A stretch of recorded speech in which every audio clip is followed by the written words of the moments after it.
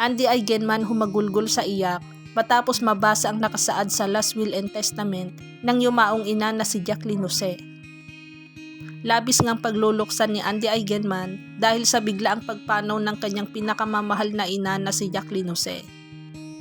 Ang mas masakit pa sa damdamin ng aktres ay namatay ang ina na wala sa tabi nito dahil malayo ito sa ina at sa Siargao ito nakatira kasama ang asawa at mga anak. Samantala na sa Quezon naman ang ina na si Jacqueline Jose. Ayon nga sa balita ay namatay ang premyadong aktres dahil sa heart attack at ito ay hindi kaagad nakahingi ng saklolo dahil mag-isa lang ito sa bahay. Sa araw na yon ay pinayagan niya ang kanyang kaisa-isang kasambahay na mag-day off. Si Jacqueline Jose ay tinitingala bilang isa sa pinakamahusay na artista sa bansa.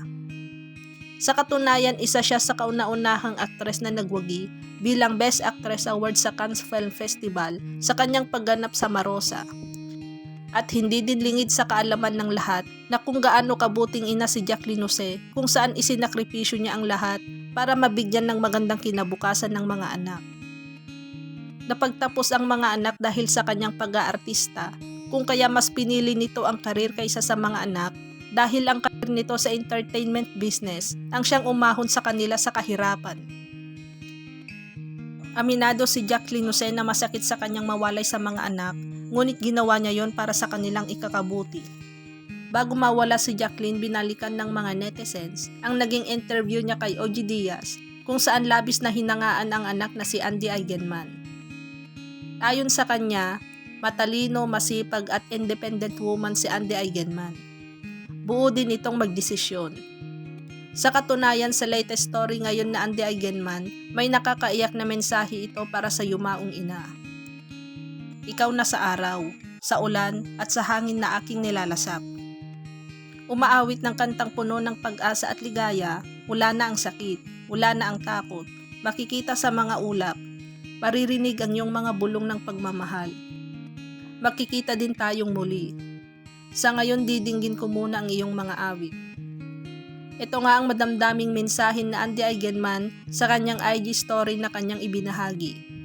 Samantala ayon naman sa nakasaad sa last will and testament ni Jacqueline Jose, hinahabilin niya ito kay Andy Eigenman ang kalahati sa kanyang mga ari-arian.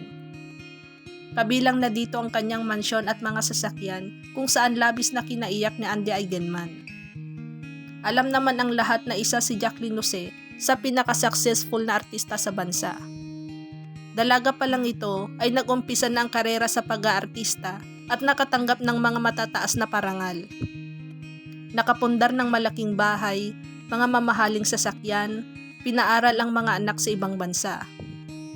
Hiling din ni Jacqueline Jose na ingatan lagi ni Andy Eigenman ang kanyang sarili at maging mabuting tao.